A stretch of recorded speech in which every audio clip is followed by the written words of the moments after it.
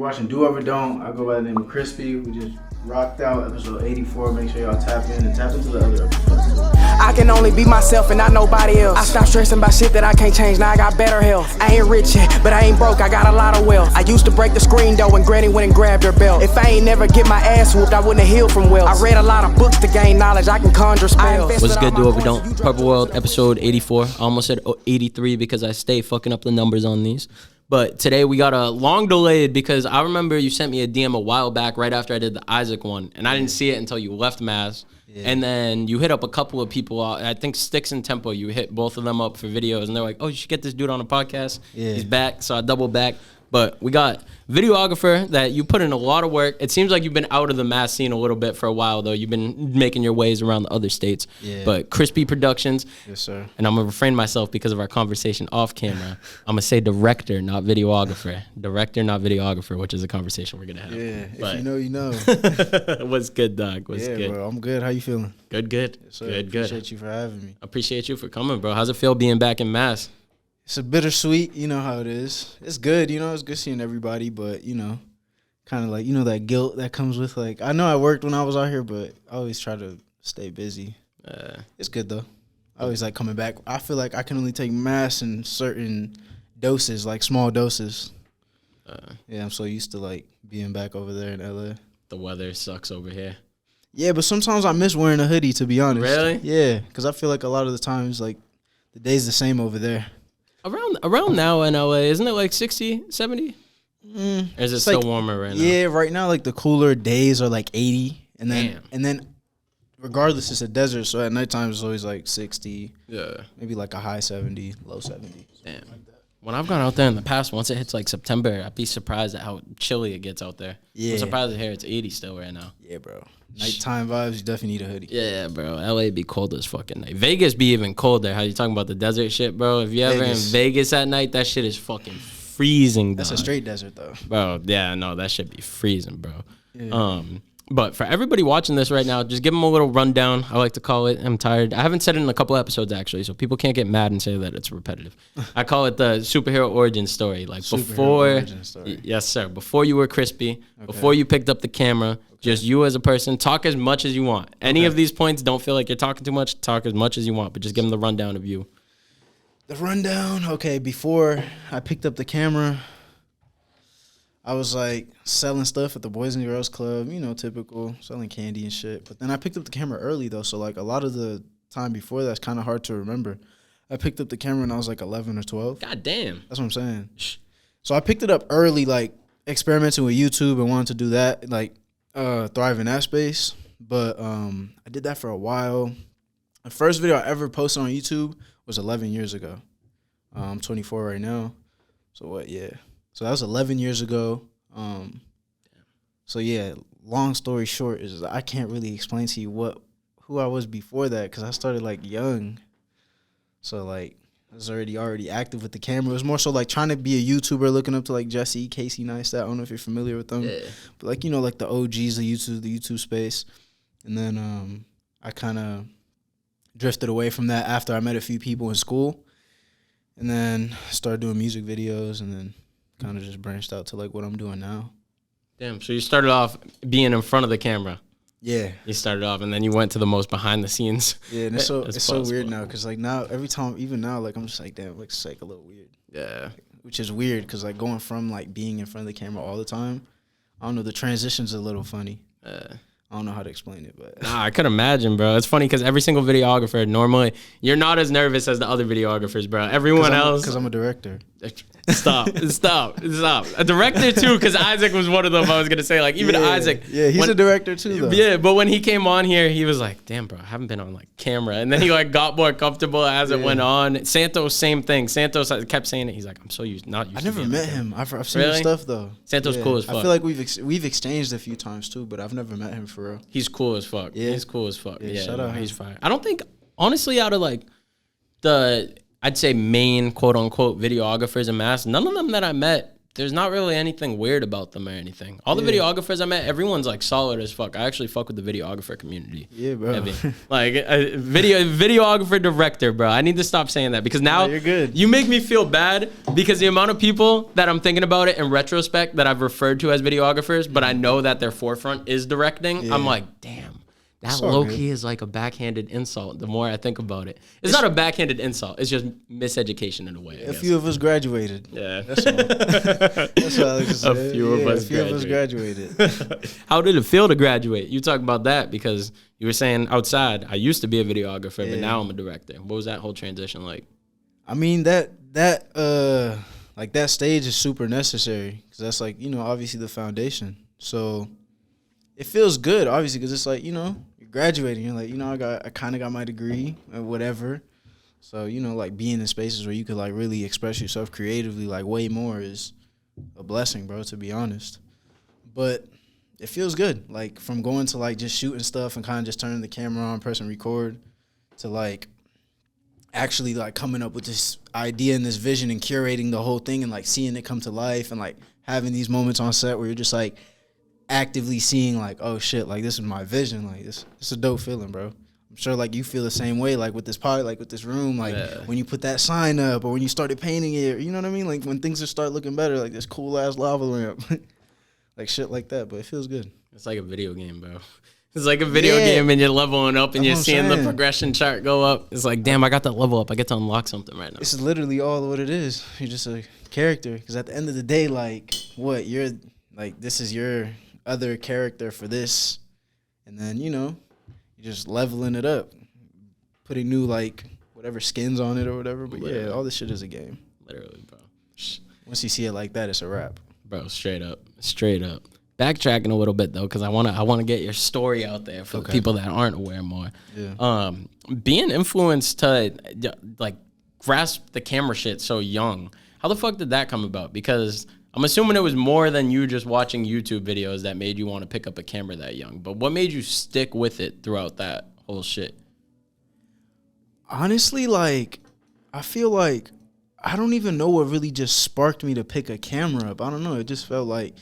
Because when I did it, I wasn't even thinking. It kind of just happened. I kind of just did it, and it was just like one of those moments, you know what I mean? Like, so there wasn't really like a moment where like I felt, oh shit, like, do I want to pick a camera up? I don't even remember, to be honest. I just remember like doing like shooting videos and like watching YouTube all the time. Like, it's still all I watch still. So it just felt like super, just I guess natural to pick it up. There was like really no thought behind it. It wasn't like I knew this was what I wanted to do for the rest of my life. It just happened. And then like I went from like wanting to be a YouTuber to like progressing. Like at first I was just recording everything around me, like my friends, like us boxing and like, you know, like little dumb stuff like skits and stuff. And then it went into YouTube. Then I went to high school and then I did video production and I was doing skits and all that. And then when I went to college, then I started doing music videos. So it was like, and I was still doing YouTube in college, but then I quit. And then I had a good shoe collection because I was doing reselling in high school and shit. I sold all my shoes and bought a camera. Damn. Like bought equipment, camera, and then that's when like everything like kick started. So that's how you got in the music videos, was when you were in college? Yeah. So I went to college out here actually. I went to Bentley. Damn. So who else went to? Do you know Lucius?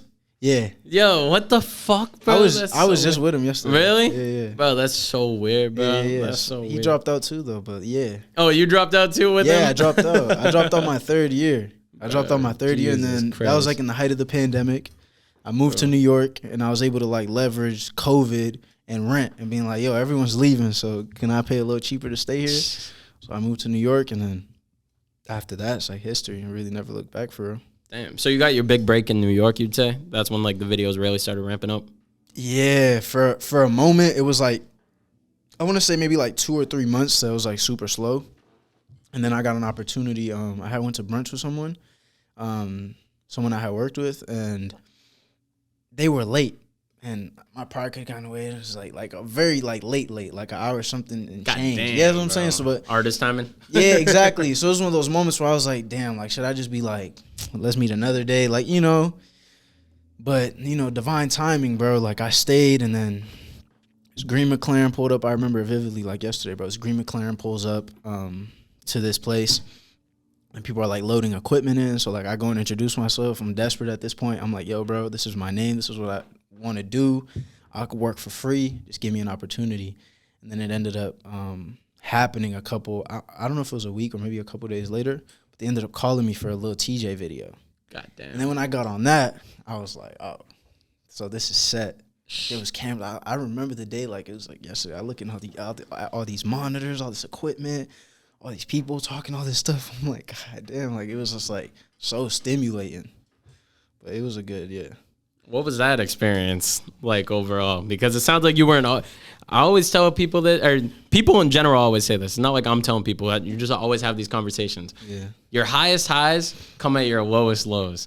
I don't know what your life situation was like at that point, but if like you were already in, because you were saying it was slow for a couple months, and then you're saying you're sitting there, you're getting blown off by someone taking fucking forever. Yeah. And then that happens. Was that like a low point that shit came? Would you say? Yeah, I really want to say like for a bit, like a good amount of time I was in New York was like a low point because I was like breaking in. I left school. I'm questioning if this was the right move. Things aren't happening on top of COVID. So it was definitely a low moment. And then like things kind of just started snowballing. It was weird, bro. It's a weird time, but like super necessary. Yeah, it was like played heavy into like my character. It made me like, you know, just more resilient to shit. Damn, bro. Yeah. It's been a journey, I'm not gonna lie. Do you feel like that's how it is most times in life, though? Whenever you're at your low points, that's when something crazy happens out of the blue? 1,000%. It happens to me every time. Like, it just happened. You know what I'm saying? Like, where you have these moments of, like, because, you know, anyone who does this, like entertainment, anything, there's moments where it's slow, there's moments where it's high, and you kind of just got to learn how to ride the middle. You know what I mean? Because each is temporary. So when these moments come and you're like, damn, like clueless, like, damn, is this the right move? And then, you know, you're doing all this big shit and you have to keep up with this big shit because people only seeing you do big shit. You know what I'm saying? So it's like keeping up with this, I guess, like, I don't want to say status, but keeping up with, like, you know, a certain image. So I definitely agree with the whole, like, at the lowest, like, just know the world has to balance that out. Yeah. So something big is coming. It's weird how that shit works, bro. It's weird. Yeah, but you know that's universal law. Straight up. For every action, there's an equal opposite. Straight up. Know? That's why when someone falls, like, you giggle. The bad, you know, have to balance out with the good. So it's the same thing. So yin and yang. Bro. Straight up. All life is balance, bro. Literally. All life is literally balance. It's all a weird-ass thing, bro. Facts. Weird-ass thing. Yeah. How many music videos did you shoot before the TJay video, would you say? Because it sounds like you were still relatively new to the music video space when you shot that. But remember, I started shooting videos in college. I didn't drop out then start. So you were already good at editing everything. Yeah, I had already got it. But I was already good at editing from my YouTube videos. Yeah, that's what I was doing mean. skits and shit. Yeah. And I was editing in high school too. So I was already in it. So doing music videos wasn't a hard transition. It was more it was just a little bit of a adjustment, but it wasn't crazy. But if I was to put a number on it, shit, I don't know. Like, the first week I sold my shoes and I got my camera, I booked 6 videos with this one dude, a package. Jesus Christ. And you shot all of them, like, right away? Well, within, like, a month. God damn. But we were just shooting. And I was just like, I gave him a crazy deal. I think it was, like, maybe added up to, like, $150 a video or some shit. Like, yeah, but I don't know. Maybe, like, upward, I don't know, north of, like, 40. Damn, bro. Probably more. Damn. I was working, bro, like, editing class, skipping class, yeah. I was asking that because all these motherfuckers watching this, that TJ video didn't come out of nowhere. That TJ video. Yeah, facts, bro. None of it does. I know. Y'all just see the wins. People got this delusion that they're going to buy a camera, they're going to shoot 1 or 2 videos, and then just run into a celebrity and be able to be their full-time fucking videographer or whatever. Yeah.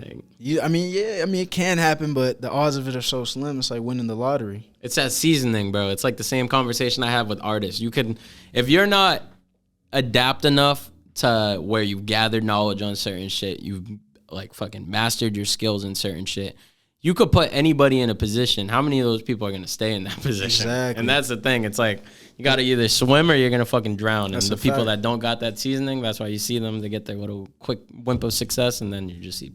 Yeah, because a lot of people can talk, but can you walk it too? Straight up. You got to show up as well. Straight up. You got to show up. Showing up is the biggest part.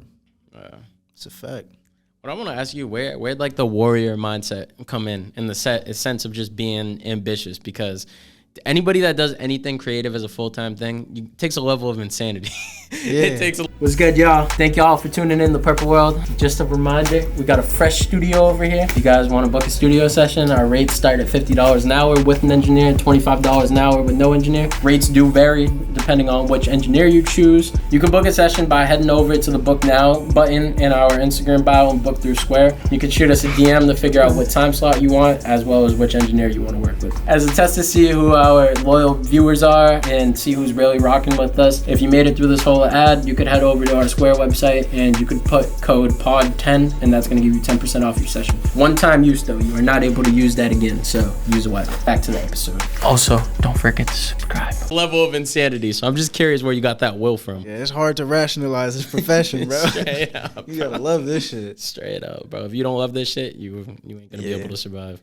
But I would say just, you know, from a young age, going through like a lot of resistance, a lot of resilience that I kind of didn't let affect me negatively. Instead, I kind of just flipped it on his back, to be honest. It was more so like, I feel like when certain shit happens to people, it kind of, you know, puts them in a moment where like, okay, I know how this feels, so I wouldn't do this to someone else. Or I know what this is like, so I would want to work harder for this. You know what I mean? So it's more so seeing what not to do around me growing up. Some people see what, you know, not to do, and some people see what to do. So I was what not to do, and thankfully I was able to just adapt the mindset of like, you know, and then a few people around me too. But for the most part, I remember kind of always being like a go-getter, like have like that mentality to just go from young, to be honest. I started selling like stuff at the Boys and Girls Club. I remember my mom bought me a bunch of tech decks on Christmas, and the next day I went to the Boys and Girls Club, sold them all, showed her this wad of cash. I'm like 10 years old, bro. So it was always, you know what I mean? It was just always kind of there. I don't know where I got it from, to be honest. Bro, it's mad funny how anybody with a business mindset was selling shit when they were young. You said that, I wasn't doing it at the Boys and Girls Club, bro, but I got in trouble in like second grade for fucking selling Pokemon cards. Yeah, bro. You got to get it how you live, bro. Bro, straight up. And you were talking about the candy too, bro. Anybody that had a pencil box that you had that bitch stuffed with Jolly Ranchers and shit, bro, you were making what we thought was a bag at the time, bro. I was selling like snacks in high school. And I had I had two of my boys like sell for me too, so like they could sell where I'm not. Bro. So I'm like, in the beginning we kind of split the inventory. I'm like, here, this is yours. You could take half, or I don't remember what it was, but it was three of us selling all. So I had two of my boys selling for me. Bro, that shit would make guap. For your age, bro, like $100 when you're that young, you feel like you just hit the fucking lottery, bro. Yeah, you don't got no bills. Yeah, bro, you're like, yo, I could buy a video game, dog. Literally, bro. Like I could buy fucking, I don't know, Mario Kart, whatever the fuck it is at the time, bro. Moving forward a little bit though, after the TJay video, anybody that's watching this, I should have asked you at the beginning when I was talking about your explanation. Mm-hmm. You got a catalog and a half of motherfuckers you've been working with, and we're not talking like random ass motherfuckers. We're talking people that are household names. So for anybody watching this, I want you to just kind of dive into your catalog of people that you worked with, because I could mention a couple of them, but there's so many, you probably can't even remember all of them. But yeah, I mean, I've worked with like brands like Jordan, Adidas, New Balance. As far as artists, I've worked with like artists like DaBaby, 2 Chainz, kind of blanking right now. Who else? Trippe, I saw. Yeah, Trippe Red, Don Toliver. Didn't you do something with Baby? Lil Baby? Yeah, that was a 2 Chainz and Lil Baby video. Yeah. I did some photos, yeah. I saw that shit. I saw you were at the His and Hers shit, too. The yeah. Shit. I saw you were there, bro. Uzi, I done did a lot of shit, bro, with a few artists. Yeah. I saw the Koi shit. You got shit with Koi Leray. Oh, yeah, There's mad Koi Leray, Roy Woods. Bro, it's a good amount, thankfully, bro. There's too many, bro. Because I was going to mention, be like, you worked with so-and-so. And I'm like, I can't remember all these motherfuckers. Yeah, I kind of got to look at my Instagram. Yeah, like, there's so many, bro. I was just looking and I'm like, damn. Like, I'm like, what the fuck, bro? Yeah, bro. Like, it's a long time coming though, you know? Like all that stuff is like just a byproduct of the work I put in, no bullshit. I know. Yeah, that's really all it is. How did you go about, obviously the work speaks for itself, but after you got that TJay opportunity, building all of those connections, because all those people, it's not like it's easy to just go and get a fucking video in with them, or they're hiring somebody just randomly. Yeah. So how'd you go about building that name for yourself and being able to get yourself in those positions? Honestly, I think like word of mouth and like showing up is the biggest thing, because like you can't be afraid to like speak up and let people know and ask questions, man. You got to be a sponge to like, you know, till present day, no matter at what stage of your career you're in, you always got to be a listener. You got to, you know, because people can show you what not to do and what to do. So always got to learn. But I would say most importantly is closed mouths never get fed, man. Like it's like all my biggest opportunities have been like because I spoke up, because I went up to someone. It's kind of like you can't sit around and wait for your opportunity. You kind of have to create it. You know what I mean? So I feel like that's kind of like the misconception a lot. It's like, oh, I'm going to get my big break, or, you know, I'm going to hit this or that. But it's really not likely. Like that just isn't going to happen unless you're just in the scene. You know someone, you're always around. You know what I mean? So it's kind of like also whenever you do say these things, like showing up and making sure like you're doing like what you're saying. And not only that, I mean, really doing more than what you're saying. You know what I mean? It's more like a undersell, over deliver. But the biggest thing is like always, you never know who you're talking to. And it's funny because a couple of days ago, like 2 people, I think consecutively, like one day they were like, I was talking to this guy on like my street back home. And he was just like, man, you just never know who you're talking to. And then again, this happens when I was in Atlanta not too long ago. And this guy, I'm like sitting at the bar. He's like, yeah, bro, you just never know who you're talking to. So I feel like understanding that you never know who you're talking to and just being respectful as a person too, but knowing that you never know who this person can become or who this person will become. And I have moments where like I reached out to people and they ignored me or like this and that. And now it's like completely different and the energy shift is crazy. So it's like you never know who you're talking to, and I speak to everybody with respect, not because I know that like maybe there's a possibility of them becoming something, but because it's also like just a human thing, you know what I mean? Like respect each other, and you know, just like people deserve that. That shit is so true, bro. No bullshit. That shit is so true, and so many people fuck themselves by not abiding by that. That's what I'm saying, and like it's so many times, bro. Like if I pull up my DMs now, it's like I remember like people was like, yeah, bro, it was rough. I know exactly how you feel, bro. People are the same exact way with my shit. And now I have them fucking chasing me down through the DMs, the energy's different, bro. It's just like, where were y'all at? at? It's weird as fuck, bro. Yeah, I was trying to shoot your shit for free. Yeah, bro. It don't even be making sense, bro. I'm like, I DM'd you 6 times over the span of 3 years, and then now you're on dick, and I'm fucking, no offense, doing better in a way, so I have something to offer you, so then you come fucking crawling back? It's like that. Shit. But you know what? I still give them the time of day because I wouldn't allow that person. Like, I don't want that person to change my character. Yeah. You know what I'm saying? Especially, too, because 9 times out of 10, those are the people you were genuine supporters of. That's the part that hurts about it the most in the neglect phase of it. You're like, damn, bro, I was a genuine supporter and you was dubbing me for mad long. I get it, though, because at the same time, like, you realize that the further you get in your craft, it's seriousness levels to this. So once you're on a certain wavelength, it's like, it's no disrespect, but you kind of got to like prove yourself to certain people. And I just recently learned that it's like, it's not too personal. Like it's not as personal as you think it is. It's just more so like people want to see like what you can do and what you're capable of. And if they can't see it, you don't have nothing to show for, then it's kind of understandable. You know what I mean? Straight up. I mean, unless you're offering, like, yo, I'll do it for free. It's like, what do you have to lose except, like, maybe an hour or 2? Straight up, especially if the quality's there. If the quality's there. That's the biggest thing. That's the biggest thing. If it's someone, you just picked up a camera, you got fucking, you're shooting the shit on an iPhone, you don't even got a camera, okay, I get it. I get it. But if you got fucking high quality shit, you're someone who's already advanced in editing, you already have a good grasp on what you're doing, it don't even make no sense, bro. Yeah, the conversation's different now, though. Yeah. Thankfully. Straight up, bro. Thankfully. Straight up, Thankfully. Bro. Like, I'm gonna tell a story. I've never told this on the podcast, and my bad for taking the mic. I never ready, say this. Bro. I'm gonna just say it quick. I've never told this story in the podcast, and I'm not gonna say specific names. But when I was coming up with this whole idea for everything, there was someone or like organization that was trying to do something similar, where they were just like bringing the community together. They had studios, they had like radio shit, all this shit. And I was just like, yo, I'm fucking hungry. I'm trying to do this shit. I'll do whatever work you guys want for free for me to get a grasp on this shit while I'm starting my own shit. Met them in person, all happy, like whatever. didn't say shit to me afterwards. I was hitting them up for weeks while I was starting this shit. The first 2 or 3 months of me starting this shit, not a single answer. The second I open up the studio, every single person from over there blowing my fucking line up, bro. I'm like, and now I got their clients recording at my studio, and I still haven't answered them. Shout out you, bro. It's funny though, like the way you're saying it, because it's fucked up when you see it in real timing. Yeah. It's fucked up because I don't know, like this industry's so fucking weird, bro. It's really weird. So weird. It's weird. That's why I try to stay to myself for the most part, you know, because at the end of the day, it is just black and white. Straight up. If like, you know, it's transactional, which is nothing wrong with that. You know what I mean? Like, you should be a useful person, because if no one can use you, then you're useless.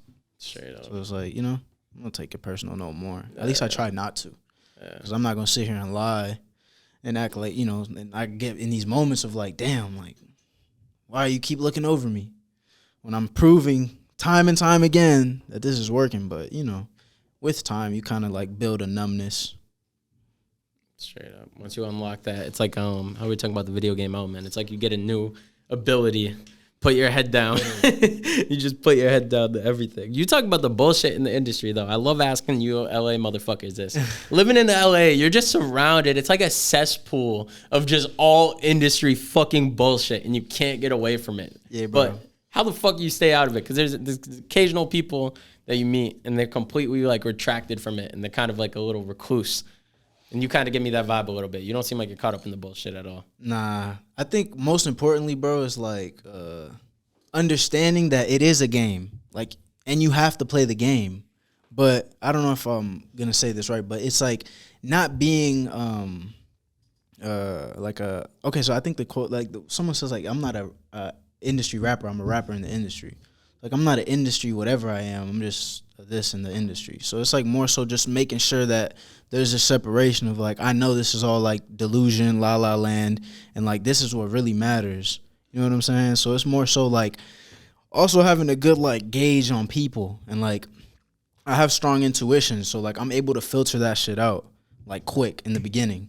So it's like understanding that it is a game and you still have to be around these people, unfortunately, you know what I mean? But not allowing them to change your character, you know? Don't allow somebody to, if they're in there making fun of this person, everybody laugh and being the one in the room like, it's not even funny. And they kind of look at you. At first they'll reject it, but then later on when people are, you know, they're like, oh, he always kind of gave me that vibe. But I try to stay far, far away from that, bro. Especially going to like any like major city, LA, New York, Miami, Atlanta, you kind of have to be headstrong, bro. And I'm on a mission, so it's kind of like I don't let anything get in between that. No distraction and all that. And like I was pretty wild in high school, bro. So like a lot of the shit that excites people now, like I've been kind of did it already in high school. So it's like thankfully that now I'm exposed to everything, that I'm not losing my mind. You know what I mean? Yeah.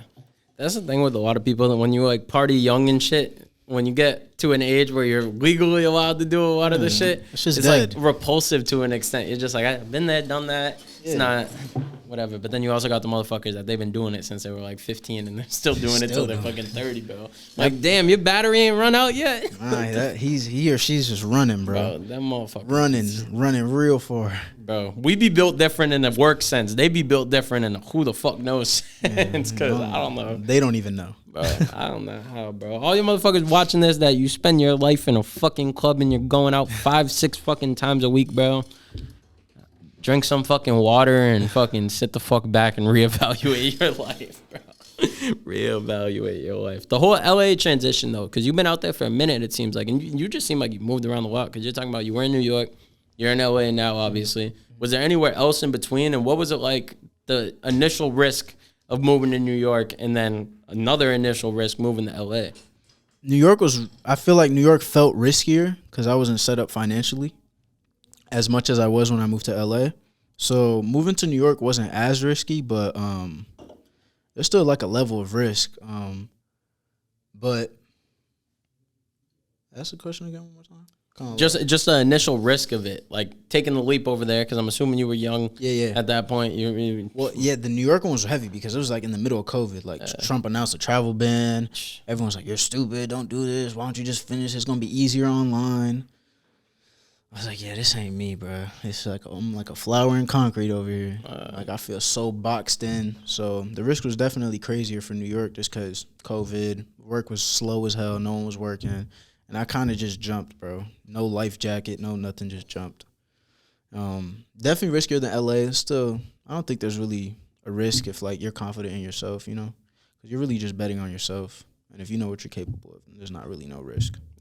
Like outside of me, there was COVID and money. So New York was way riskier. What were the transitions like, though? Because obviously New York and Boston have like a similar vibe, but New York is just a cracked out fucking cracked out 8K Boston.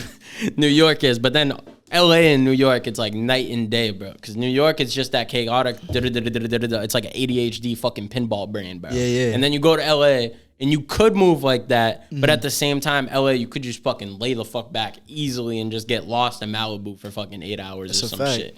But I feel like the transition from New York, like, was rough as hell. Like, me being there, like, I was just, like, like I said, I was at a very low point in my life. Like, I was neglecting all parts of my life, but my career was, like, you know, doing what it was supposed to do, but I was neglecting every other part of my life. So I feel like New York made me, like, really look in the mirror.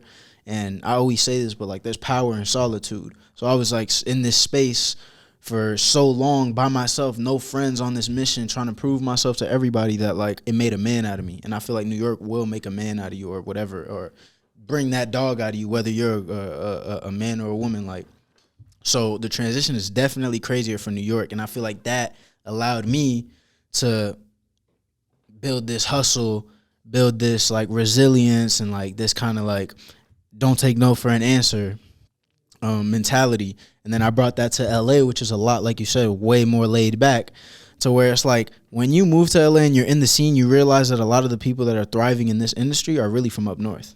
And they're, like, really not even from LA. And, like, even the culture on set from New York to LA is a lot different.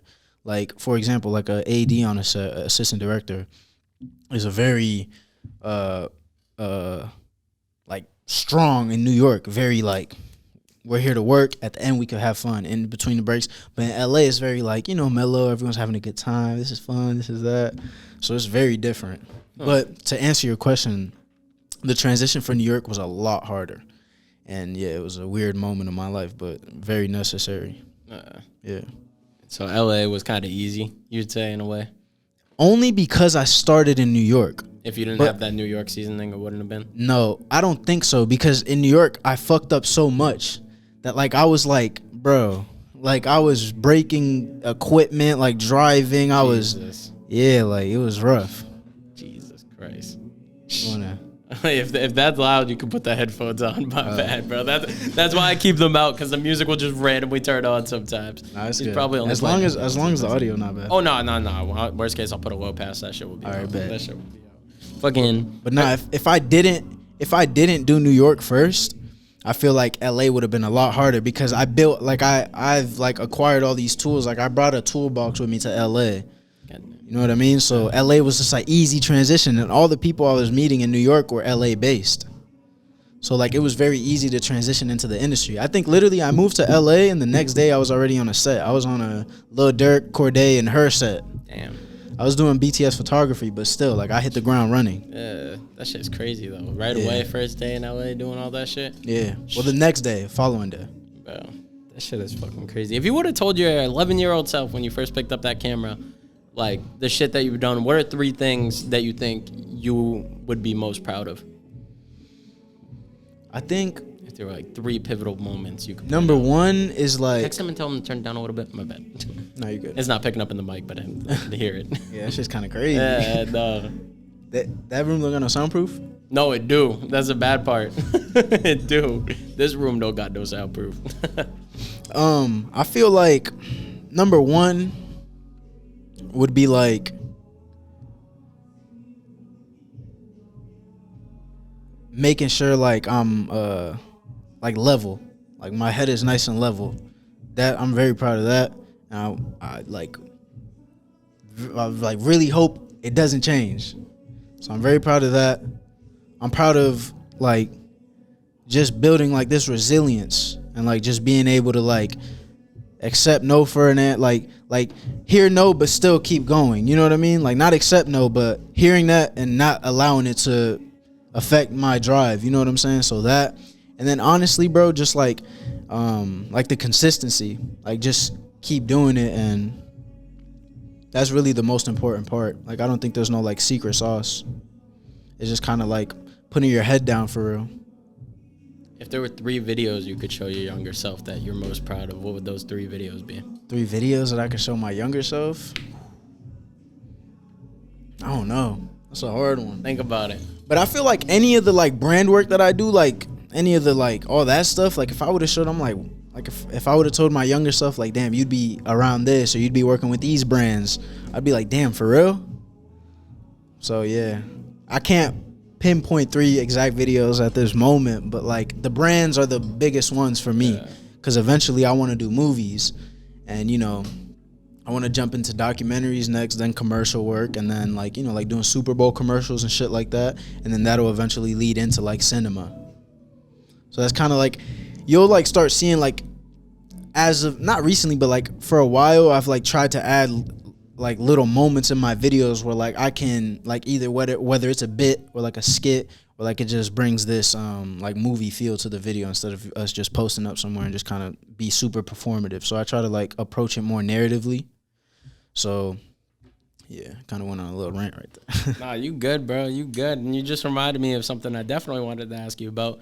That fucking Jordan and Union collab, bro. Oh, yeah. Like, shooting for that, especially because you're saying you used to be a sneakerhead before. Yeah. How the fuck did that come about? Bro, I got an email one day, and I was looking at it, and at first I thought it was, like, fake. Because I was like, I swear, at first I thought it was fake. I was like, is this, like, for real? And then someone reached out to me as the producer and was like, hey, we need an assistant director to come do this shoot. I'm like, shit, let's do it. So at first I thought it was fake, bro, I swear. And it really just came, like, that's how it came about. It wasn't no, like, I wasn't anywhere, right time, right place. I asked them, I was like, how did y'all find me? And it was like, I think we just, like, saw your Instagram. I was like, okay. Yeah, and it's just crazy. And then I hit it off with Beth, too, like, part of the owner of Union. And then they ended up hitting me up for another collab that I unfortunately fell through, bro. But damn, bro. But look, like, fortunate enough to have like the relationship with them still, and be like, you know, be able to like reach and ask any questions or whatever. But that literally just thin air, bro. Bro, that shit is crazy. Yeah, thin air. What was that whole experience like? Like, we're not talking, bro. Fuck any. No offense to any of the artists you worked with. Fuck any of the artists you worked with. Doing some shit for Jordan Brand, like. What the fuck? What is that? What was it like pulling up there, and then you get back, you're editing and shit, and then you're like, yo, I really just did this shit. So I didn't edit, but yeah I was, but anyways, like, it was more so like in the moment, it was just happening. Like, I kind of have these moments where like it's hard to reflect until like maybe like a couple days after, but it was definitely one of those moments where it was like, oh shit, like I really just this happened. But like I said, bro, like I try not to, maybe it's my downfall at times, but I try not to dig too deep into like, oh, I've been around these people, I've done, because I could tell you, I could name drop all day and you'd be like, oh my God, but like it's no point, because like it's just, I don't know, it doesn't really do nothing for me. I'm really trying to just stay level. That's how you know you're a real ass dude for saying that shit. Because some people would come up here fucking bragging about that shit. Yeah. Non-stop. Like, oh, bro. Yeah, just know that shit isn't normal to them. And you know what the funny part is? 9 times out of 10, the people that are saying that they've been in the room with X, Y, and Z, they haven't worked with any of them. Yeah. They haven't worked with any just of them. In the corner smoking. That's what I mean, bro. That's what I mean. I'm just asking the question. I know this is shit that I'm intrigued by, just genuinely. How the fuck did that come about? And I know the people watching this, they definitely are like, how the fuck did this shit come about? So I'm asking it for the people watching and for myself. Just out of curiosity, bro. I feel you. But the other brand shit too, because fucking you did some shit with New Balance, right? Yeah, New Balance and then Concepts. It was New Balance. No, not Concepts. It was New Balance and Rich Paul. So did you do something different with Concepts, or am I tripping? No, did I? I can't even keep track of the shit you have on your fucking Instagram, bro. No, I didn't do nothing with Concepts. I don't know why I thought you did something with Concepts. I'm probably tripping. It's funny how you can't even remember. Nah, because I think I know what you're talking. I think maybe I know what you're talking about. It was a photo shoot with Bia. It was that is what I was thinking about. It was a Canada Goose and Concepts collab. That is because that's the first thing on your Instagram, right? It was it's down. It's like but like that's when I was just doing photography for her, so that wasn't like an official like Canada Goose and Concepts for me at least. Yeah. It was official for her, but I was just grabbing stills of her. Damn, I didn't even know that you were doing photography for her. Yeah, bro. She was actually one of the first celebrities that like responded to me. Really? Before everything. That's crazy. Before all the big stuff. That's crazy, bro. Yeah. Like when she was like smaller? Yeah. Was she still like local at that level, or did she have like some sort of buzz? I mean, she had like whatever. Yeah, she had like a buzz she had a here, check. But it yeah, wasn't, she had a blue check and everything. But like compared to now, it's like night and day, bro. Yeah. Crazy. Now she's in like the mainstream. Yeah, she's super mainstream now. Crazy, bro. Yeah. It's crazy. Who else did you like get in touch with early on along their career? Early on, because even TJay was kind of early from what I saw, right? Kind of, but not really, to be honest, because he was kind of like, he was kind of peaked up. But I want to say, BabyTron. BabyTron, yeah, that's BabyTron. You caught early. I forgot about him. I saw that. I was like, what the fuck? So yeah, how'd that? So that happened with my boy. My boy is signed to the same label as him, J100, and I actually went to school with him in Texas. That's why you have so many videos with him. Yeah. So, BabyTron's actually signed to the same label. So, I got introduced to Tron through Jay, and then the whole hip hop lab, and then I got real cool with them, and then I tour managed Tron. Damn, what the fuck? Yeah, so most people don't know. I don't speak about it, but what the fuck? Yeah, on the last tour, I was like the tour manager. Bro, okay. Yeah. Whole new conversation fucking opened with that, because that's something people probably don't know, right? Like, no one knows. Yeah. What the fuck is that? Okay. Calling you a videographer was disrespectful. Even director is low-key disrespectful. What the fuck? How the fuck was that, managing a whole fucking tour? Especially BabyTron just been popping like fucking crazy. It was hectic, bro. Definitely an experience, bro. It's definitely an experience, bro. It was dope to, just be able to get paid and travel, bro, and just being around a artist that's growing. My first time tour managing, but it was nothing really. That's what I'm most concerned about. Not even the experience. I'm sure it's cool, but you seem like you keep your experiences to yourself for the most part. What I'm curious about. You're a director going from managing a fucking music video to a whole fucking tour going state to state. Yeah. What the fuck was that transition like? It was a crazy moment, bro, because it was like, okay, I want to be transparent with like being in this doesn't apply for everyone, but in my experience, being in certain rooms with a camera kind of like lowers your social value because people just look at you as a camera. So you don't really get to connect with someone like deeper. And like I said, this doesn't go for everybody because there's a lot of dope photographers and whoever like they connect on a whole nother level. But for the most part, some like when you're holding a camera around certain artists, that's all you're really known for. Like they're not really trying to talk to you for real. You're kind of just in the corner recording. So it was more so like I wanted to position myself to be able to like leverage my relationships and like go in the room and be like acknowledged, you know what I'm saying? Because sometimes you get in those rooms and we're the most important people, like one of the most important people in the room, and you don't even like get the respect or the acknowledgement that you feel like you deserve. So I feel like the tour managing thing is like just another piece of the puzzle that I'm like constructing. Like there's this huge puzzle that like it just all falls into like this conglomerate of like what I want to make Krispy Productions into, you know what I mean? So it goes into like label, management, production, like the whole thing, you know what I mean? Like live events. Like I'm also like gonna throw a show in Boston. God damn. Yeah, like next year I'm throwing a show already. Like it's already in the works. It's a Krispy Fest. That shit's fire. Yeah, so that one's gonna be a big, nice little bomb on Boston. Bro, what the fuck? What do you feel like the biggest lessons you took from doing that tour managing shit is? I feel like the biggest lesson is like I feel anything that has to do with like people and relations is like patience, bro. It's like understanding that you're on tour, people are tired, people are around, like we're around each other all the time. So it's like understanding that like there's high emotion, you know what I mean? So I feel like being patient is the biggest thing that I like took away from that because I produce videos as well. So like as far as like anything organizational and all that, like the logistics, like that's nothing. Like talking to people and setting things up, like that's nothing.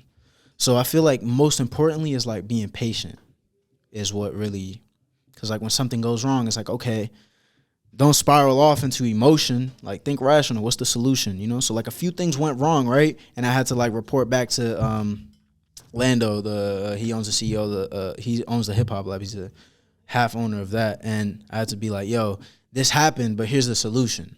Instead of, like, being like, yo, this is the problem. So, it's like, you know, but most importantly, patience. How do you feel like you learned patience? Because human nature, we're just naturally impatient as fuck, but it's something you gotta kind of ingrain in your brain unnaturally in a way, I feel like. And I'm still an impatient person. Like, there's just levels, though. There's levels of patience. But I feel like, honestly, it just comes with experience, bro. Like, being in certain situations where, like, you feel like you may be ready, but you aren't. Because if you are, it'd be yours. You know, because all this is written. All this is done already. So, like, if, you know, you kind of find yourself in those moments where you're like, damn, like, I'm ready, I'm this and that, I'm ready. It's like, really, you're not, though. So it's like kind of dialing back and seeing how you can, like, reapproach what you're doing, and then everything kind of just follows. But patience is just experience, bro. I still haven't mastered it. I still struggle with it all the time. It's like I still have these moments of, like, damn, I'm being overlooked. I've been proving myself, but, like, you know, it's like I said, back to the numbness thing. You kind of get numb to it the more you do it. It doesn't get better. You just get numb. Yeah. You saying that overall as an entrepreneur, I'm gonna start saying that entrepreneur instead. That's I like that. I like you that. do a bunch of shit. Shout out you. Hey, of course, bro. As an entrepreneur, what do you feel like your biggest pivotal point of growth, just personality wise, has been? Like, if there was one part of yourself that you had to point out and say, this is what has taken me so far, what do you think it is? I think it's emotional intelligence, bro. Like, just being a very aware person and just understanding that everyone's living their life, bro, and everyone's going through something, and really dialing back. And like I said, power and solitude. Like, everyone's trying to, like, do these things, but they fail to realize that, like, whatever baggage you have going on, whatever demons you're looking at, you're bringing that into your career. You want to leave that in the back. You know, you want to settle those things before you dive into something. So I feel like emotional intelligence and, like, maturity, which obviously is just this umbrella that falls under. So it's like, that was the biggest thing for me, is, like, understanding that, like, yo, bro, like, you're dealing with these things, and, you know, knowing how to deal with it, when to deal with it, all that type of shit. There's a lot that goes under it. What do you feel like your biggest anchor is?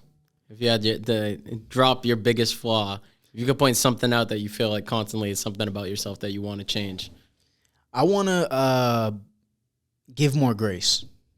I want to give more grace to people. You know, I feel like certain situations, I may, like, write someone off, like, you know, a little too quick if they kind of give me, like, the wrong vibe. But I want to sometimes give people, like, a little more grace.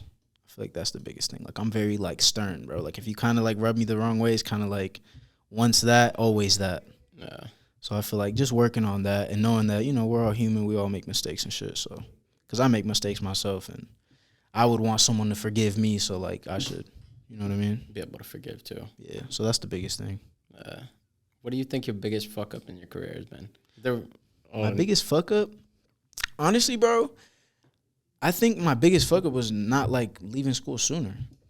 Like, because everything else wasn't a fuck up. It was just, like, a lesson to, like, help me on the next time. You know what I mean? Like, if you just flip it on his back, it's never really, it's either a loss or a lesson. It's how you look at it, for real. Because all those times I messed up, it just allowed me to be like, okay, now I need to do this next time. So I feel like, honestly, the biggest thing was, like, not starting sooner. If you had to go back, do you think that there's anything that you actually took away from your short lifespan at college? Yeah. What did you take away from it? I feel like a lot. Like, I met, like, beautiful people in college, you know, that are, like, very good to me. You know what I'm saying? And also, like, there's, like, a level of, like, I feel like college isn't a complete waste. You know, like, obviously, if you're going to certain professions, you should go to school. But, like, me, it just didn't align. But other than that, there's a lot of things that I learned from college. But I feel like maybe, like, structure and, like, the people I met from college and, like, you know, relationships and shit. And business stuff, too. You know, just being savvy with, like, your finances and shit. Damn, I'm surprised college, everybody always is talking about how college doesn't teach that shit. I'm surprised you said that. It taught you that. Yeah, bro. Because, I mean, it depends where you go, too. True. Yeah, I went to, like, a very square school. Bentley's a smart-ass fucking school, bro. Yeah. Bentley's a smart-ass school. Who else went? Oh, you know Vastjan, promoter? I feel like I've heard that name. You've I don't know definitely him, seen him. He makes a song. What's it? I'm out of town, smoking on the pound. Nah, bro. That sounds like Sexy Red to me. It's a remix of that. Oh. It's the remix. Nah, Albanian dude. He's like a big ass. I've heard that name. I've never met him though. He went to Bentley. That's For why I real? said that. Yeah, he went to Bentley too. Now that I think about it, I forgot that he did. Yeah, he probably went. He's probably a lot older than me. I think.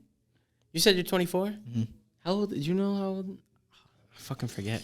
I feel like he was 24 when I did my last interview with him, but that was 2 years ago. So he might 26, 27. He might be. Yeah, he might be. I might have missed him, bro. What do you feel like in videography / directing? When I ask the videography questions, I'm gonna say it like that. Videography / directing. What do you feel like your biggest lessons have been? Like stuff that you had to learn about the process that you feel like once you learned that completely shifted the trajectory of your career. I think like lighting. Lighting is the biggest thing. Is like, cause that's like how you paint your image. So I remember I had moments like in New York where like I would set up my tower fan on a chair and I'm lighting my fan like on a shitty camera. Cause once you can light on a shitty camera and it look good, then you're good. Cause it doesn't really, you don't really have to get caught up in the equipment if you know how to properly light. So I feel like lighting is the biggest thing. That's the most important. What camera did you start out with? Like my first ever camera? Just in general, what's the laundry list of cameras, the upgrade process? I'm curious about this. Because I don't know what the fuck you showed me a video of you shooting with, but I don't know what the fuck that shit was. It just looked expensive. It looked like some nerd shit. It's definitely some nerd shit. It was, damn, I think I jumped around from like Canons to like little, like small little, hand cams and shit like that. A couple Sony cameras, but now whatever the budget calls for, thankfully. I could bring whatever powerhouse I want depending on how much the artist wants to invest. What's your like main camera? You got to go run out and shoot some shit. Probably like any one of the Sony like Alpha series cameras. Those are all good cameras. Yeah, those are all great cameras. Sony. So you would say for video, Sony's probably your favorite brand? No. What would you say? I'm saying like if you're like if you're running If you're around like starting if you're out, starting like any Sony Alpha series is good for you, but like favorite camera is probably like a Ari. Them shits is bread. Yeah, it's like $90K for the body. Bro, that shit is fucking crazy. Yeah, bro. That shit is fucking Big difference though. I could imagine. What's the major? Obviously, quality is like the biggest difference, but it's just a completely different process filming on some shit like that. Like going from shooting on the Sonys and Canons to working with $90,000 cameras. What was that whole experience like? Honestly, it was surreal, bro. Like even just remembering like the TJay set and just seeing like these cameras and all these monitors and these different crew members and all this like language and like how people are conducting themselves on set. It was just like a very like foreign environment. But I feel like the biggest thing is like understanding that these small moves that you make on a DSLR that you could just pivot the camera and just shoot are huge later. Like you got to really like readjust lighting, readjust this, like where's the sun, where's this, like it's like a way more of a process like when you start dealing with like bigger productions, you know what I mean? Like a 3-second shot in this clip may have took us 2 hours. God damn. Yeah, like we were literally like the other day when I was shooting, we were literally on this one last moment for like an hour and a half. Jesus Christ. And just this is like for maybe 10 seconds of the video. Jesus. And it's just like making sure it's like right there. And I'm also like extremely particular. So like it has to feel perfect. No one can tell me it's perfect. Like I have to feel that. So a lot of people have this fucked up perspective that it's easier when you get that shit, and in reality it's harder. Hell no, it's harder. Yeah, it's harder. Because it's easier to just move your, you know what I mean? Like it's just a camera. Like the thought behind it isn't as like complex. Like whenever you like start dealing with these bigger things, you got like there's a lot more on the line. You know what I mean? So it's definitely more pressure. How effective do you think it is upgrading equipment? Not as effective as you think. Like, because at the end of the day, it comes to like, what are you putting in front of the camera? Like, what story are you giving us? Like, how are you framing your composition and everything? Like, that's, in my opinion, that's the biggest thing. Is like, what are you putting in front of the camera? Because you can shoot shit on a bad camera, but if it looks good, then you're chilling. So a lot of people get caught into the equipment. And it's like, no, really, you need to learn lighting. Once you learn lighting, over. Pull your phone out. You don't even need a camera. For real. Damn, bro. Yeah.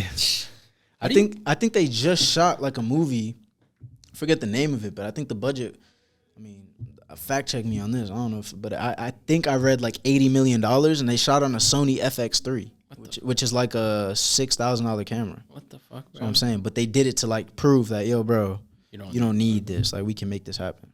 Damn, bro. Yeah. What the fuck, bro? Yeah, bro, it's crazy. How do you constantly come up with new ideas for videos? Obviously, I'm sure artists come to you a good amount too with their own ideas, but overall, it sounds like you've shot a fuck ton. And to be able to come at a blank slate every single time and just come up with some different shit, not easy. I think, again, fact check me again. I don't know if the word for it is synesthesia, but like for every song, I don't like hear the song, I see it. So like every song kind of like allows me to like jump into a whole nother world. So it's not really that hard to like come up with another concept. So it's really, honestly, it's not that hard. Damn. I think it's more like, this is a quote from Martin Scorsese. He says, the most personal is the most creative. So I feel like just like taking these moments that happen in your life and like making them, like putting them in front of the cameras, like those are the most personal moments. You can really bring the best out of you in those moments because these things really happened, and it's the most creative. Do you ever hit creative blocks? Yeah, but it's like, I don't know. I definitely do. How do you get around it? I think it's just, I don't have like a certain like, I guess, routine to get around it. I think it's more of maybe taking like a walk or something, or like something to kind of give my mind a break. Because if I do run into the block, it's more so just me arguing with myself. Like, yo, is this good enough? Is this that? You know? So it's really kind of just maybe like diving into this mode of like just stillness, like just going in, not thinking about nothing, and then coming in with a fresh mind. I think that's probably the best way, for me at least. Just catching up on life real quick and then getting back to it. Yeah, like just kind of like leaving it there, letting it breathe a little, go take a walk, you know, kind of not think about it, and then come back with a fresh mind. I think that's the best for me. Did you always like doing concepts for videos, or did you start off doing more run and gun shit? Nah, bro, if you like look at my older videos, like obviously I had like running guns too, but like I was trying to pay my bills.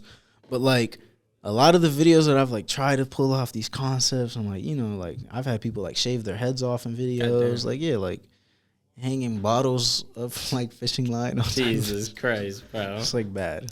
But no, I always try to like add like some sort of like, I always approach my video like, okay, what's the wow factor? Like, what can I take away from this? And I always have either two ways to approach it. So it's either narrative or it's either aesthetic. So like if I don't have a strong story, I have a strong color palette and I have a strong aesthetic, and vice versa. And sometimes you could probably link those together too. And then even crazier. But there always has to be like a wow factor. Like if there's no wow factor, then it's just like, okay. You're talking about wow factor. How many videos, if you get hit up by 10 different people for videos, how many of those would you say you're actually shooting? I'm talking about people that are serious, not filtering out the bullshit people. Yeah.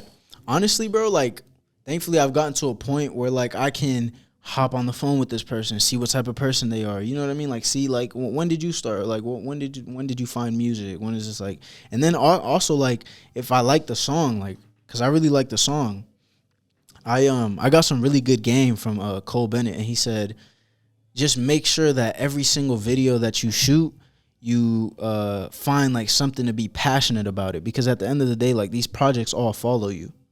So I feel like that's the biggest thing, is like understanding the song and like making sure that it really hits for you. So out of 10, maybe 2, 3. Damn.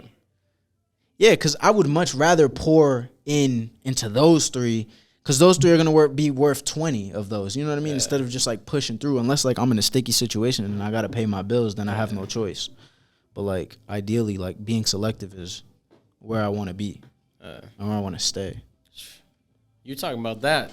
What's it? Linking with Cole Bennet. Yeah, that's crazy. It's like the videographer fucking dream, bro. Because out of anybody in the past fucking, I don't know, I'd say like 10, 20 years, like music-wise, anybody, I'd say he's the most famous like director, videographer right now. And influential, bro. Influential too. Yeah, bro. Nah, honestly, bro, the first time I met him was in New York. And like he's like such a dope person. Like I remember like I was by the crafty table and like he was just walking by and he came up to me and greeted me. So that like off rip, like my first impression of him was like, oh shit, like I went from like watching this dude to like meeting him, and then like now being able to like call him a friend type shit. So like it's just like dope as hell, bro. And it's also just a moment where I'm just like still kind of like saying like shit, you know.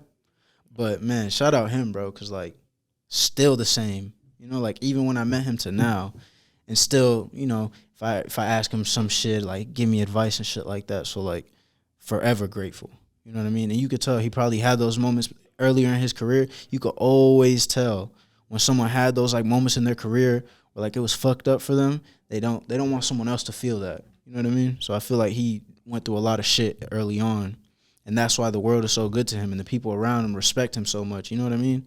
Because being able to build that platform the way he has is crazy. And every time we link up, I always make sure I remind him. I'm like, listen, bro, like I appreciate you. You know what I mean? I appreciate you for real, because like you are doing a lot of work that is really inspiring, like all of us, bro. You know what I'm saying?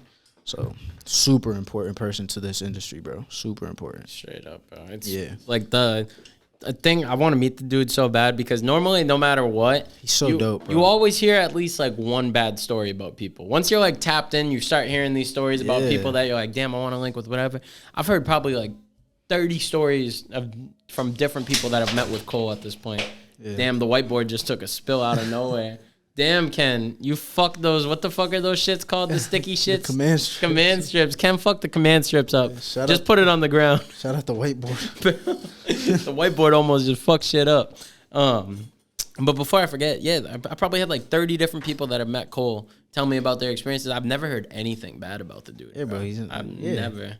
Like good dude, bro. And that's like prime example of like, bro, like whatever you give is whatever you put out there is what you get, bro. It's like you could tell, like the way people treat him and all that. You could just tell he's a good person.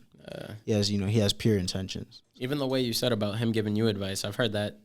Almost everyone that I've heard has talked to him. He's given advice to them. Yeah. It's like a dude in that stature, like he doesn't have to give shit to anybody. He doesn't, and he gives it to everyone from what it seems like, bro. But that's like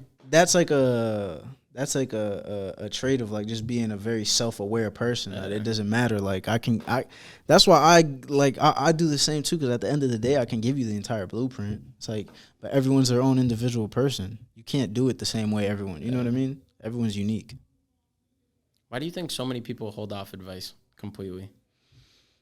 You got the gatekeepers, the evil motherfuckers. Yeah, and you know what's crazy, bro? I've had like real quickly, like I had a moment like in New York where like I remember, like I said, I'm a sponge, bro. I go around to every crew member and I'm asking questions like, yo, what does this do? Why are you doing this? Why are you doing that? And I remember there was a moment, bro. I was working on an eye drop commercial, and this kid was like part of the crew, and he came up to me and this other person talking. I was answering his question. He was like, be careful with him. Don't give him too much information. And I was just like, it's just like weird, like. But honestly, bro, I have no clue why certain people feel like they gotta like hold information, or I don't know. I've never been that type, so I don't have an answer for you. I don't know. Like, it's just a weird, like, it's just such a weird thing to me. Like, it is. I don't see why someone. I would only like think that they would like are intimidated by you, like they're like you know, like they feel like you're gonna take their spot or something. That is what it seems like 9 times out of 10. It's like weird, weird shit, it's bro. Weird, like very weird. Straight up, bro. Motherfuckers be on weirdo shit, bro. Motherfuckers be on weirdo shit.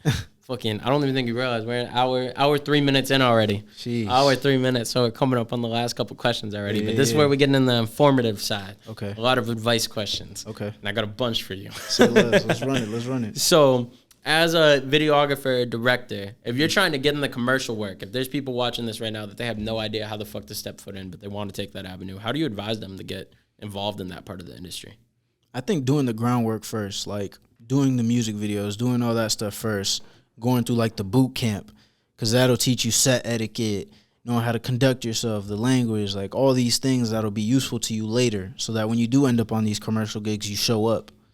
So I feel like it's just like a repetition thing, bro. It's just like working out. Like as much as you put into it is as much as you get out. So it's more so like and there's also a level of luck involved, bro. Like, and that's a big part that a lot of people don't say. Like, there's a huge part of luck involved, because you can be in certain moments where like your life can change like that. And I've had certain moments where like it's propelled me forward like crazy. So there's a level of luck involved, and then also the repetition makes the luck more likely to happen. You know what I mean? So just consistently going at something and chipping away at this fucking masterpiece of a sculpture that you're trying to build, and it'll just all snowball into like what you want to do. You know what I mean? How do you advise people go about building connections in the first place? Literally just opening your mouth, bro. Instagram. Like, I DM people all the time, especially like go through the credits, DM the producers, DM the ADs, and like, yo, like, acknowledge them. You know what I mean? Like, make yourself known in the space so that when you do end up in these situations, like, they're like, oh, this you? Exactly. And then it's kind of already, like, there's already some familiarity there. So, like, you guys already connected. Boom. Now it's like able to move forward more. You can fast track and shit like that. But I feel like Instagram and just reaching out, bro. Like, don't be afraid to reach out. Don't be one of those people that like wants to do everything on their own. I used to have that mentality early on, but I shook it quick because the higher you go, the more collaborative it gets, bro. It's just the more collaborative it gets, the more political it gets. So you got to get over that hump of like wanting to do everything, wanting to have your name on everything and this and that. It's like owning up to acknowledging your weaknesses, bro. You know what I'm saying? Like, everyone has weaknesses, and if you could put somebody in a position to make you look better and them too, like, there's enough for everybody. Like, so yeah, literally just Instagram, bro, and showing up, repetition and shit like that. Besides just music videos and commercials, we'll say, what are some ways, if somebody has a camera, they got the skills of using the camera itself done, they might have a pretty good grasp on the computer side of shit. Mm-hmm. How would you advise them to make money besides music videos? Besides music videos? So for me personally, I was able to like get into production. So doing all these other things on set, like ADing, producing, production coordinating, production managing, directing. So like I'm kind of all over the place, right? And like tour managing or like using, like leveraging your relationships to create new opportunities and new avenues that can all help what you're trying to build. So I feel like not having to fully depend on shooting videos to make your money is what allows you to like be more selective and pour more into these projects. So I feel like finding those things that you're good at, maybe you're a beast in VFX, maybe you can like make flyers and like doing things outside of like what you really want to do to like help fuel that. You know what I mean? It's like not marrying to like one thing. Like I feel like early on I heard a lot like, yeah, just find one thing and like really be the best at that. But it's like, bro, you know, like what's his name? Jay-Z says, he's like, we can walk and chew gum. So it's like you can do multiple things at once and be okay. You know what I mean? Like, I don't know why people think that all the time. Yeah, like I don't box myself in. People be way too boxed in now. Yeah, bro. People be way too boxed in. But yeah, like finding other avenues to like help build this thing, I feel like it's the best thing. I got a good question for you. I'm surprised I haven't asked any of the other videographers, but all y'all motherfuckers that be making a crazy name for yourselves, you guys all be moving. Mm-hmm. How beneficial do you think it is taking that move? If they already got traction, they already shot for most of the big artists in the city, they already fucking got like 50 videos with people out here. How impactful do you think it is for an artist to branch out and move somewhere else? It's like night and day, bro. It's like the biggest difference because I call it small town disorder.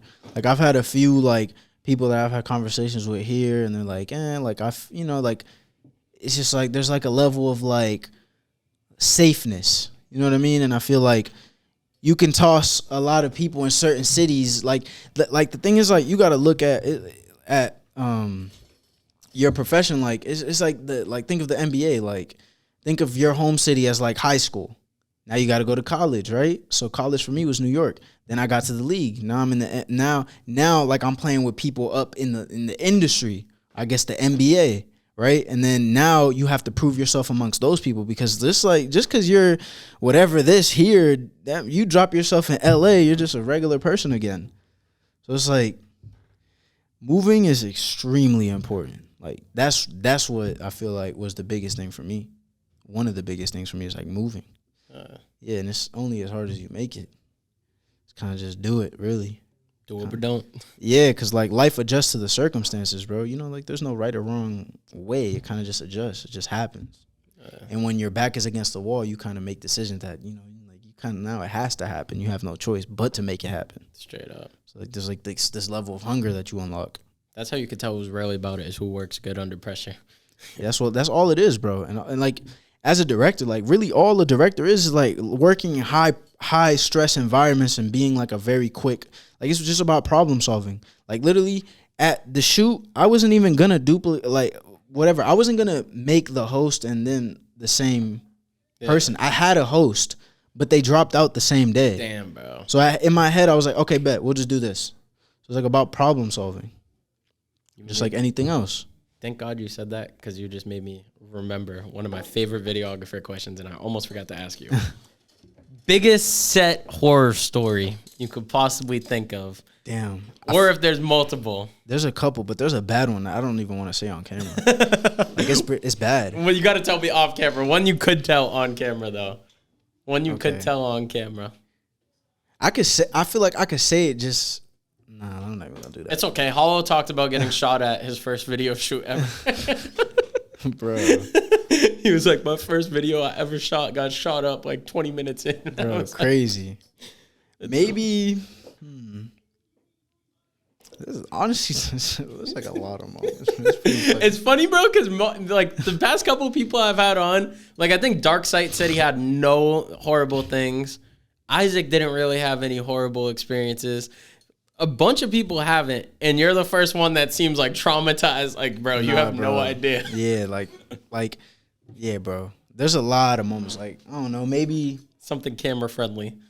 Oh, bro, like camera friendly. Okay, one day we were shooting in New York, and someone just had a seizure, bro.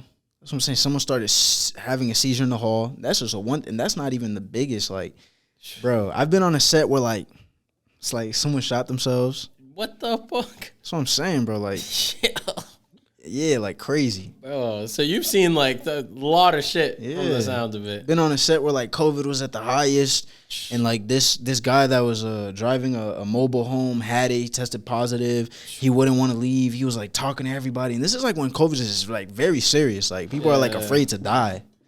And like he was just trying to like talk to everybody, and it was just hectic. Someone almost fought him. Like it was. And then there's more moments of like, yeah, bro. Like I've been on set with like cars drifting and they crashing into stuff. Like, yeah, bro. Jesus Christ. Yeah. All the shit that people don't see. They just see the fire ass video and think everything was literally sweet. They don't know nothing about the other stuff. Bro, jeez. And there's more than that. It's crazy, bro.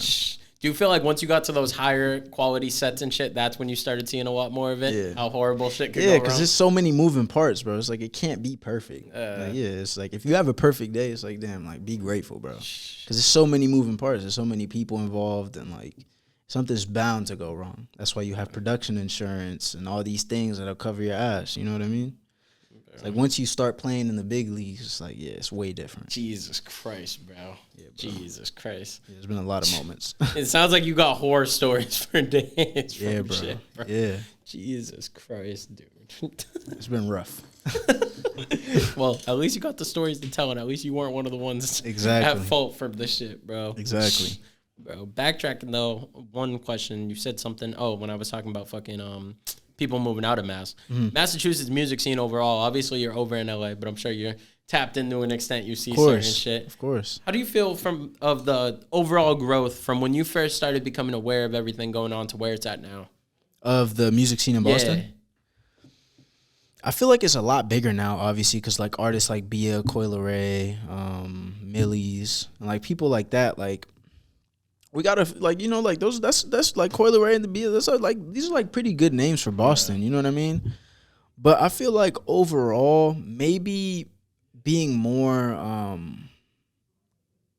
community based, like Atlanta or like a Detroit, or like all these artists kind of like acknowledge each other and they help bring each other up. I feel like that's what's gonna help the most. And like honestly, my goal is to come back to Boston and do as much as I can to bring everybody together so that Boston can be like an Atlanta, Boston can be like a LA, you know what I mean?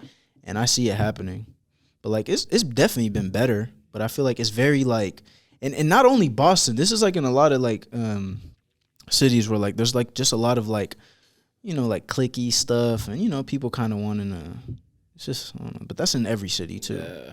But I feel like, yeah, if people kind of came together more, even on my side, like even like any directors or videographers or photographers, like if we did our part to like bring things together and bring artists together, even producers, everybody, I feel like everybody could do better, including myself. But it's definitely gotten better. It's not bad out here. The unity is what's going to make the us unity really get where is we're the biggest go. thing because there's enough for everybody, bro. There really is. There's enough for everybody. If it don't work out for you as an artist, bro, go to the executive side. Be a manager. It'll work out beautiful for you. No cameras, all the money.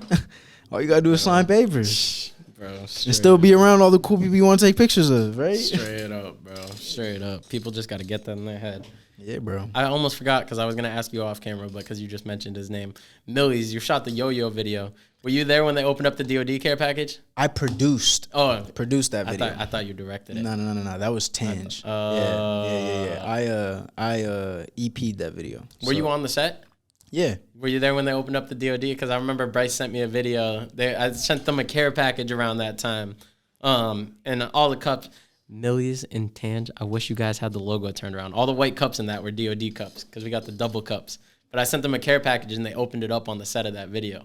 Maybe I don't know. That was I was kind of running around that day, but I feel like I did see like something. Like I definitely saw the cups in some scenes. Yeah, but I didn't know it was y'all. That was ours. No, I was just like, it was a small world because when I was looking through, I'm like, damn, I didn't know he directed this. I wonder if he was there when they did that shit. Yeah, Tange directed that. I EP'd that, so executive produced. So all everything logistically you see there, like putting the location, the crew, everything I put together. I'm assuming. Oh, thank God, bro. I almost forgot about this conversation, and this was our conversation beforehand. Second to last question. You good? She almost fell out the chair. Second to last question. The director videographer labels. How you feel about that whole shit? I feel like no shame on like a videographer or nothing, but like there's just like a big difference. Like a videographer is like someone who, shows up and just like captures the moment, like any events or weddings or concerts and stuff like that. Opposed to a director is like someone who like really curates this entire vision and like translates that on set. You know what I mean? It's like a lot bigger than. Like, it's a lot more complicated. It's a lot more into it. There's like more. I feel like the biggest thing is intention. Like, there's a lot more intention behind being a director than a videographer. Because a videographer, I could just bring my camera and just press record, And like I said, no shame, because that's what I used to do. And you have to start, doing that before you can even jump into anything else. So that's the biggest difference. It's like, I wouldn't, like, if you met Cole Bennet and was like, videographer, he'd be like, like, have you like, where you been? Like, he's far from that. Where you been? Bro, I didn't even think about it like that. Or if you talk to like I don't know, any big, they'll be like, I know. I get it, bro. I get it. That leads perfectly into my last question. You were talking about starting out. Mm-hmm. Anybody that's watching this right now, they haven't picked up a camera, they haven't gotten the mic, they haven't done whatever, but they got some creative dream that they want to pursue. Mm-hmm. But they got a blank canvas right now. They ain't got shit. They ain't got nobody in their ear telling them anything at all, helping them out. They ain't got no equipment. Mm-hmm. What would you advise them as that first thing to do? I think just jump into it, bro. Just literally start. It's like, it's only as complicated as you make it, and just do it, to be honest. It's cliche, but it's the truth. Nothing, like, an idea is just an idea. It'll just float around if it's not executed. You know what I mean? So, like, an idea is worthless without execution. So I feel like the biggest thing is not getting caught up in all this BS and equipment and this and that, and kind of just making with what you have work, because later on, you'll learn how to be resourceful in certain situations. You know what I mean? That'll, like, play a huge role in whatever you're doing. So I feel like literally, bro, it's just starting, bro. Just do it. Don't think too much about it. And make sure you set your intentions. Ask yourself, is this something I want to get into? What do I want out of this? What's the byproduct of me pursuing this lifestyle? Like, are you ready to, if you want to be a big director or whatever, are you ready to sacrifice time, relationships, family, your health, your sleep, you know what I mean? Like, all these things. And just ask yourself, is this something you really want to do? Is it worth it for you? And if it is, then go for it. Or if you just want to create and you don't want nothing, just create for you. You don't got to post it nowhere. Because if it's, you really just love it, it's just art, then you don't got to, But most importantly, just start. What would you advise them absolutely not to do? When you start, don't quit. Cause that's the only thing that Like that's the biggest factor.